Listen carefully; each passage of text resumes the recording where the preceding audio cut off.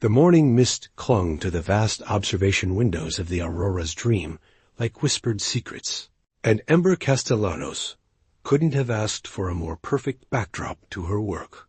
She knelt among the vibrant blooms of the ship's botanical gardens, her gentle hands coaxing life from the soil of a dozen different worlds. The luxury starship was 3 weeks into its cultural exchange voyage through the Andromeda sector, carrying delegates and tourists from across the galaxy.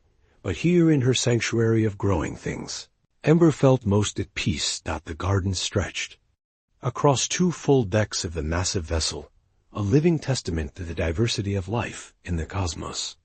Crystalline flowers from Xerion Prime hummed softly as they photosynthesized, their translucent petals casting rainbow patterns across the walkways. Nearby, the carnivorous orchids of Tau Ceti swayed hypnotically, their deep purple mouths opening and closing in slow rhythm. Ember moved between them all with practiced grace, checking moisture levels, adjusting artificial sunlight, and whispering words of encouragement to her botanical charges. She'd always been better with plants than people. Where others saw her shyness as a weakness, the gardens revealed her strength. Here, she could nurture life without the complicated dance of social interaction. Here, she could hide behind her work and still feel useful, still feel valued. The other crew members respected her expertise, even if they didn't always understand her preference for solitude. The moon lily are responding beautifully to the new nutrient mix, she murmured to herself, making notes on her digital tablet. The pale, luminescent flowers had been struggling since they'd left Earth's solar system, but Ember's careful adjustments were helping them adapt to the ship's artificial environment. She smiled as she watched their soft glow pulse in time with her heartbeat, a phenomenon unique to their species when they felt safe and nurtured. The soft chime of the garden's entrance made her look up, and her breath caught slightly as she saw who entered. The Vorthic delegate had been visiting her gardens every morning for the past week, always alone, always quiet.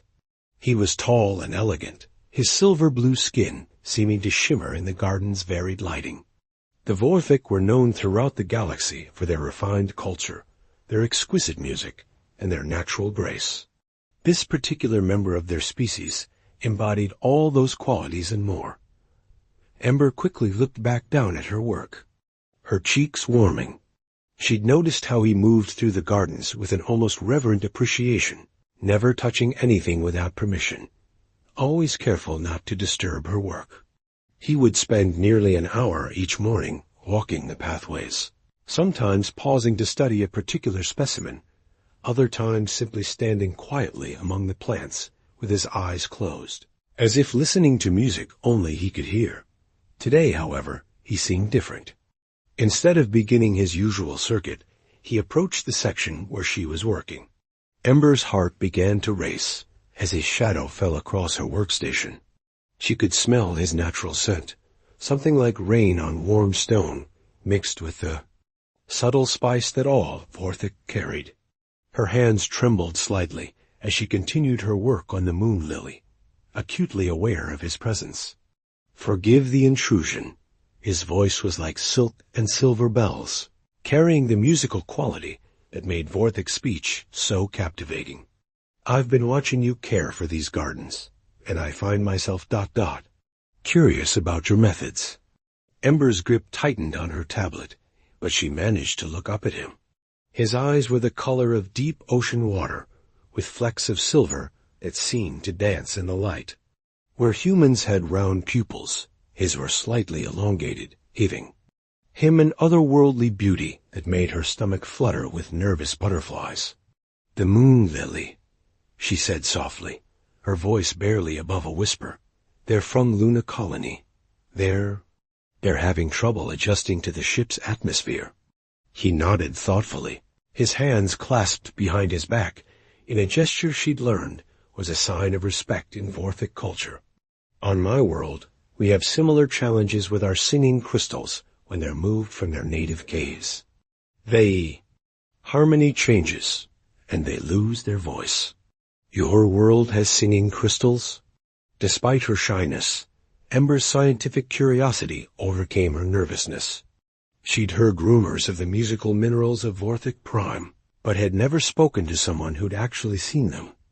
A smile played at the corners of his lips, transforming his already handsome features into something that made Ember's heart skip entirely. Indeed, they grow in the deep caverns beneath our cities, responding to the emotional resonance of those around them. When my people are happy, they sing in bright, clear tones.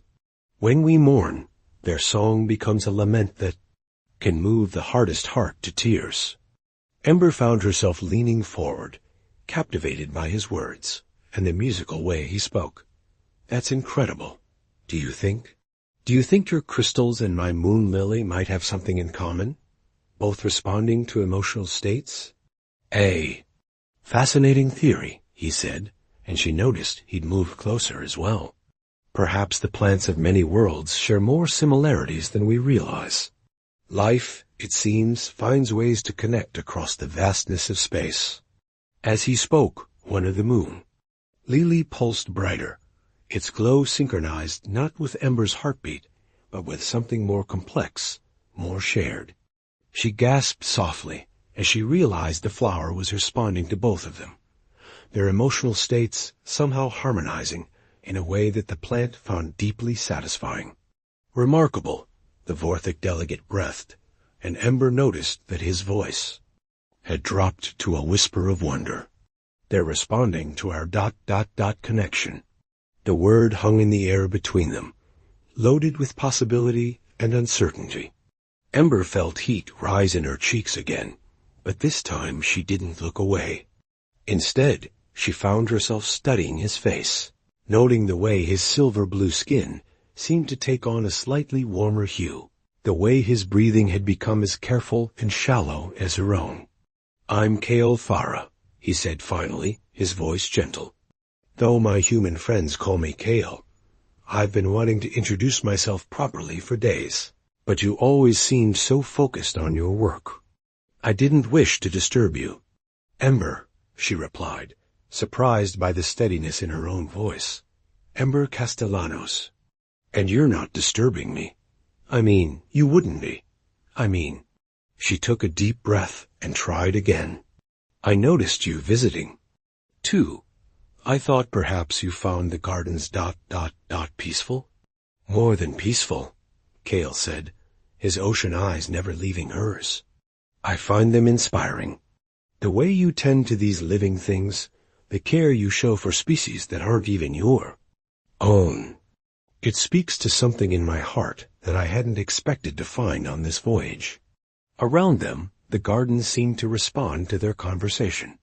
The Zirian crystals hummed a little brighter, the carnivorous orchids swayed in a more complex pattern, and the moon lily continued their synchronized pulsing, creating a soft symphony of light that painted both their faces in shifting patterns of silver and gold. Ember realized that something was happening here, something that had nothing to do with botany and everything to do with the flutter in her chest whenever she looked at this elegant, mysterious being. For the first time in her life, she found herself wanting to step out from behind the safety of her work and into something far more uncertain and infinitely more thrilling. The romance that would bloom between them would, like her carefully tended gardens, require patience, nurturing, and faith in the possibility that two very different forms of life could not only coexist, but create something beautiful together. Kale Thara stood at the viewport of his luxury suite, watching the stars wheel slowly past as the Aurora's dream continued its journey through the Andromeda sector. The diplomatic quarters were everything one would expect for a cultural ambassador. Of his standing elegant furnishings, original artwork from a dozen worlds, and privacy settings that could block out the hum of 30,000 other souls aboard the massive vessel. Yet for all its comfort, the suite felt more like a gilded cage with each passing day. His reflection stared back at him from the transparasteel, silver-blue skin catching the starlight in ways that had once made him proud of his heritage. Now, it only served to remind him how different he was from everyone else aboard this ship, how different he was from her. The human botanist with the gentle hands and eyes like warm earth had occupied far too many of his thoughts since their first meeting in the gardens. Yesterday morning, Cale turned away from the window and moved to his personal workspace, where holographic displays showed the complex cultural exchange agreements he was supposed to be reviewing. The Vorthic Confederation had sent him on this voyage with a clear mission to strengthen diplomatic ties with the dozen species represented aboard the Aurora's Dream, to showcase Vorthic culture through his musical performances, and to identify potential trade partnerships that could benefit his people for generations to come. What they hadn't prepared him for was the way his heart would respond to a shy human who spoke to plants as if they were old friends. He activated one of the displays, trying to focus on the agricultural trade proposals that should have held his attention. The Terran Federation offered remarkable advances in hydroponics and genetic modification of food crops, technologies that could help feed the growing population of Vorthic Prime. It was exactly the kind of breakthrough his people needed, and exactly the sort of diplomatic success that would secure his position in the Confederation's cultural ministry. But his mind kept drifting back to the way Ember's face had lit up when she'd spoken about her moon lily, the way her voice had grown, stronger and more confident when discussing her work. He'd traveled to 47 worlds in his career as a cultural ambassador, met with queens and presidents and merchant lords. Yet none of them had affected him the way this quiet human had with a single conversation about responsive flora. Door chime interrupted his brooding, and Cale straightened his formal robes before answering. Outside stood Jorvik Thunderstone, the Gorvani trade representative, whose people were known throughout the galaxy for their blunt honesty and their ability to consume impressive quantities of fermented beverages. Cale, my musical friend. Jorvik boomed, his rock-like features creased in what passed for a grin among his kind. I was hoping you might join me for an evening of cultural exchange in the ship's central plaza. The Zeridian performers are doing something with gravity-defying silk tonight, and there's supposedly a crystalline poet who can make light dance to her words. Cale hesitated. As a cultural ambassador, attending such events was not only expected, but essential to his mission. Yet the thought of spending another evening making polite conversation with various species while performing his role as the refined, mysteriously musical Vorthic held little appeal. Actually, Jorvik, I was planning to visit the botanical gardens again this evening. There's a fascinating specimen I've been studying that's shown some unusual properties. The Gorvani's laugh rumbled like distant thunder. A specimen, you say? And does this specimen happen to have brown hair and the most expressive eyes I've seen outside of a Tearjon emotion reader? Cale felt warmth spread across his silver-blue skin, a dead giveaway among his people that betrayed strong emotion. I'm sure I don't know what you mean. Of course you don't, Jorvik said with another laugh.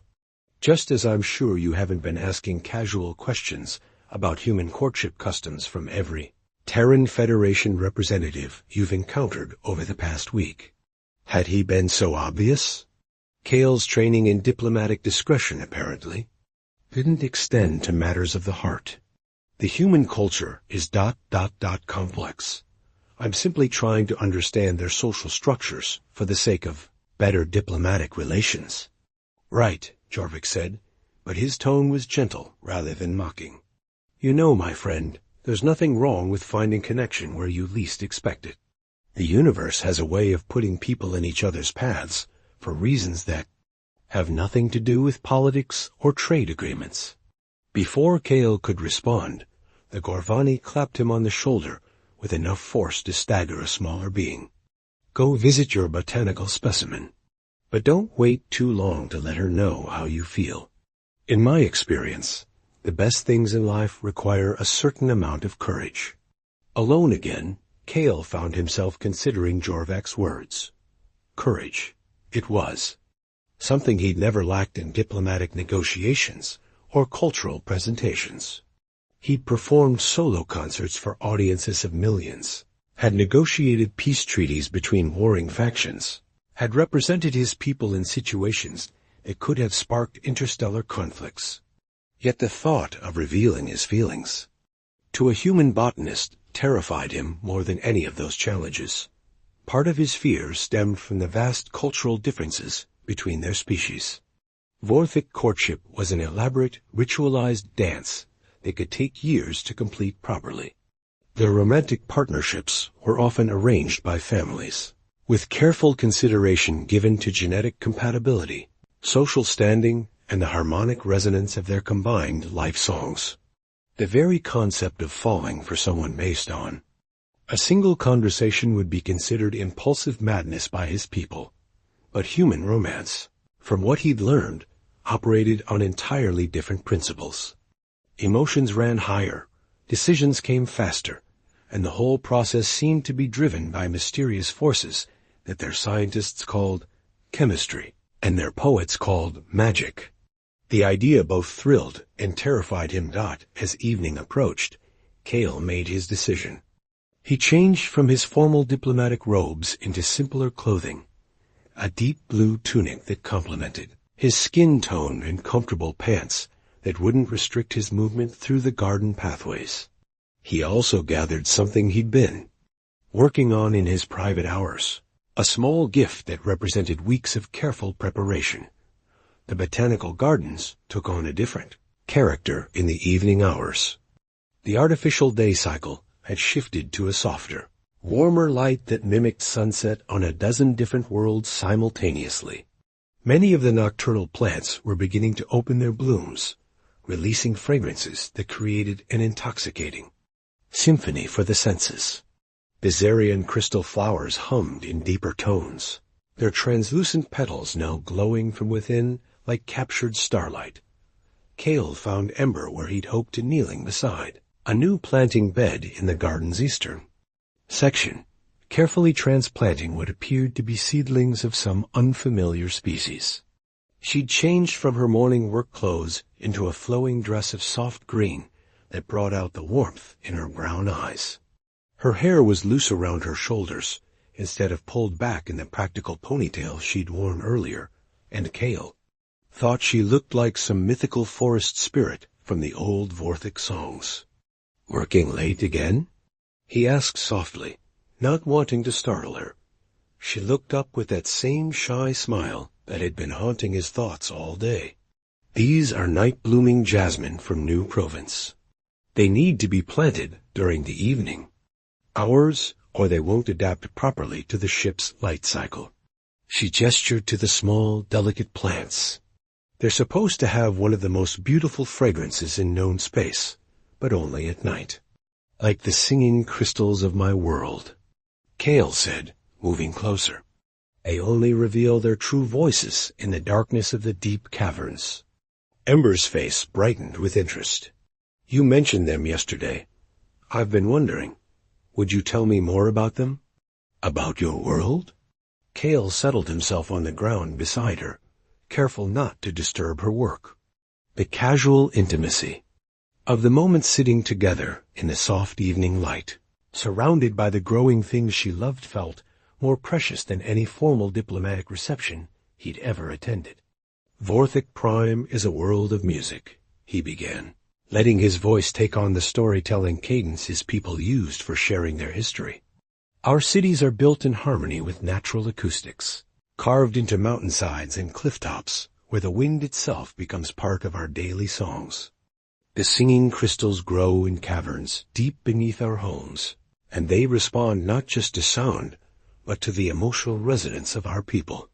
As he spoke, Ember continued her careful work with the jasmine seedlings, but he could see she was listening intently to every word. Her hands moved with such gentle precision, treating each small plant as if it were precious beyond measure. "When I was young," he continued, "my grandmother would take me to the deepest caverns to hear the crystals sing their ancient songs. She told me that each crystal holds the memories of our people, their joys, their sorrows, their hopes for the future. In a way, they're like your gardens, living repositories of life and beauty, tended by those who understand their needs. Ember paused in her planting and looked at him directly. That's beautiful. Do you miss it? Your home? The question struck him unexpectedly deep. More than I expected to when I began this voyage, he admitted. But I've also found things here that I never expected to find. Beauty in forms I'd never imagined. Connections that transcend the boundaries between worlds. Their eyes met and held, and Cale felt the same resonance he'd experienced yesterday when the moon lily had responded to their shared presence. Around them, the night-blooming jasmine began to release its legendary fragrance, a scent so exquisite. It seemed to make the very air shimmer with romance. Ember, he said, his voice barely above a whisper, I brought you something. Nira Blackwood prided herself on being able to handle anything the universe threw at her. As head of hospitality aboard the Aurora's Dream, she'd managed everything from diplomatic crisis between feuding species to food, poisoning outbreaks that required quarantining entire decks. Her calm demeanor and quick thinking had earned her respect throughout the ship's crew, and her warm friendship with the shy botanist Ember Castellanos was one of the few purely personal relationships she allowed herself to maintain while on duty, which was why she was currently racing through the corridors at 3 in the morning, her usually pristine uniform hastily thrown over pajamas, responding to an emergency alert that had every senior crew member's blood running cold. Status report, she called out as she burst into the ship's crisis management center, her dark hair still disheveled from sleep. Captain Torres looked up from a holographic display, showing the ship's current position relative to a nearby star system. His weathered face was grim. We've got a problem, Nira. A big one. The star we're currently passing, Kepler 442, just went unstable. We're looking at massive solar flare activity in the next 6 to 8 hours. Nira felt her stomach drop. Solar flares of sufficient magnitude could cripple a starship's navigation systems, leaving them stranded in deep space. Worse, the electromagnetic radiation could be lethal to many of the ship's diverse alien passengers, each of whom had different tolerances for various forms of energy. How bad are we talking? She asked, moving to stand beside the captain at the central display. Bad enough that we need to evacuate everyone to the ship's core sections within the next 4 hours, Torres replied. The outer decks won't be safe, which means we're going to have 30,000 passengers and crew crammed into roughly half our normal living space, and that's assuming our shielding holds. Nira's mind immediately went into crisis mode, mentally, cataloging the logistical nightmare they were facing. What about life support? The botanical gardens are our primary oxygen generation backup system, and they're on the outer rings. That's the worst part, Torres said grimly. We're going to lose environmental support for the gardens during the flare event. Most of the plants will die, including the critical oxygen producers. We'll be running on emergency life support for the remainder of the voyage. The thought of Ember's beautiful gardens dying made Nira's heart clench, but she pushed the emotion aside. Right now, she needed to focus on keeping everyone alive. I'll coordinate passenger evacuation. How long do we have? The first waves will hit in approximately 6 hours. I need you to. The captain was interrupted by the arrival of Ember herself, still in her evening dress from the gardens, her face flushed with what looked like a mixture of panic and determination. Behind her came the elegant Vorthic cultural ambassador, Cale Thara, looking equally concerned. Captain, Ember said, slightly out of breath. I heard about the solar flares. There has to be something we can do to save the gardens. The ship's life support systems won't handle 30,000 beings for weeks without the botanical backup. Torres looked at her with sympathy, but shook his head. I'm sorry, Ember. The radiation levels in the outer rings will be lethal. We can't risk levs to save plants. What if we could create a mobile shield? Cale Thara spoke up, his musical voice carrying an urgency Nira had never heard from the usually composed diplomat. On my world, we use harmonic resonance to deflect certain types of energy. If we could adapt that principle ... double quotes, with what? Torres asked. We don't have Vorthic crystal technology aboard. Cale reached into his jacket and pulled out a small luminescent crystal that seemed to sing with its own inner light. I brought this from my homeworld. It's a fragment of our great harmony, one of the most powerful resonance crystals ever grown. I was planning to give it to Ember as a gift. Nira saw the look that passed between Ember and the Vorthic ambassador, a look so full of tenderness and unspoken feeling that it made her chest tight with emotion. Even in the middle of a crisis, love found a way to shine through. Could it work? Ember asked hopefully.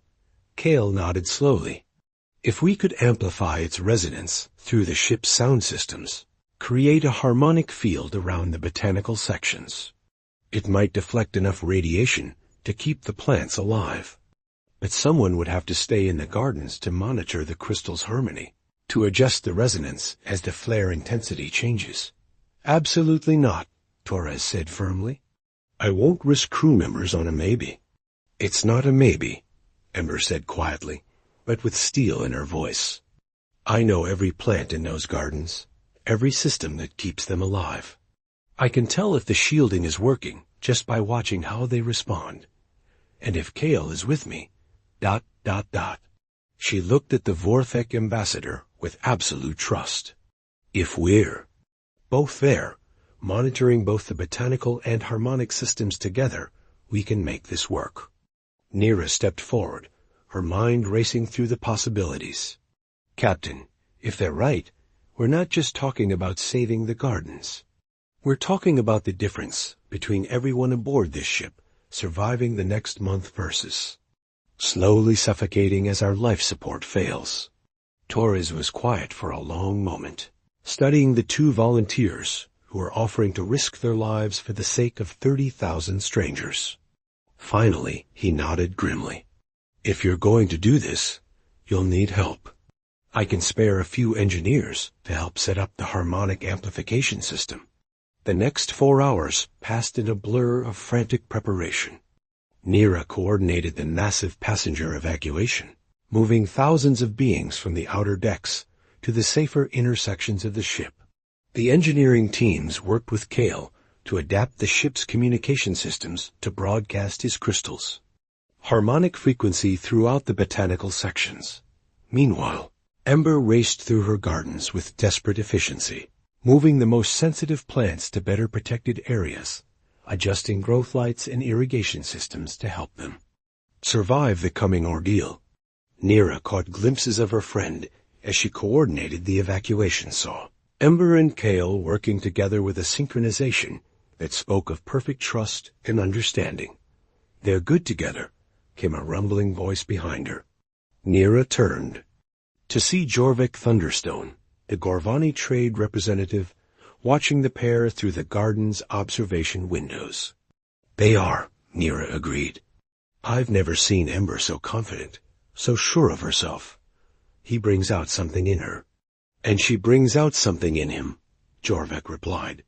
I've known that Vorthic for 3 years, and I've never seen him willing to risk his life for anything that wasn't directly related to his diplomatic duties. Love changes people, makes them brave in ways they never expected. As the evacuation neared completion, Nira made her way to the botanical gardens one last time before the flares hit. She found Ember and Cale standing together in the central grove, surrounded by the luminescent moon lily that had sparked their first real conversation. The Vorthic crystal was now mounted in the center of the space, its song amplified through speakers placed throughout the gardens. Nira, Ember said, turning as her friend approached. Thank you for everything, for believing we could do this. You don't have to thank me, Nira replied, pulling her friend into a fierce hug. Just stay safe, both of you. The ship needs its best botanist, and ... double quotes, she glanced meaningfully at Cale. I think she might need someone else, too. The first wave of radiation hit, just as Nira sealed the garden blast doors from the outside. Through the reinforced observation windows, she could see Ember and Kale standing together as the harmonic crystal began to sing in earnest, its resonance creating visible waves in the air around them. The plants seemed to respond to the protective field, their own bioluminescence intensifying as if in harmony with the Vorthic crystal. For the next 8 hours, Nira monitored the situation from the ship's crisis center. The radiation levels outside the gardens were indeed lethal, but inside the harmonic field, the readings remained within safe parameters. More importantly, the botanical life support systems continued functioning, providing precious oxygen to the ship's crowded core sections. As the solar flare activity finally began to subside, Nira was among the first to enter the gardens. She found Ember and Kale collapsed together beneath the moon lily, exhausted but alive. The crystal had gone dark, its energy spent, but around them the gardens bloomed more vibrantly than ever, as if the ordeal had somehow strengthened rather than weakened the bond between all living things within the space. Did it work? Ember asked weakly as Nira knelt beside them. Better than we could have hoped, Nira replied, helping her friend sit up. The gardens are intact, life support is stable, and ... She smiled as she saw how Kale's arm remained protectively around Ember's shoulders. I think you two discovered something else worth saving in the process. As the Aurora's dream continued its journey toward the Andromeda Station for repairs, Nira reflected on the crisis that had nearly claimed them all. In the face of stellar forces beyond their control, it had been the power of connection between species, between individuals, between the growing things of a dozen worlds that had saved them. And at the heart of it all had been two souls from different worlds, choosing to risk everything for each other and for the life they had decided to protect together.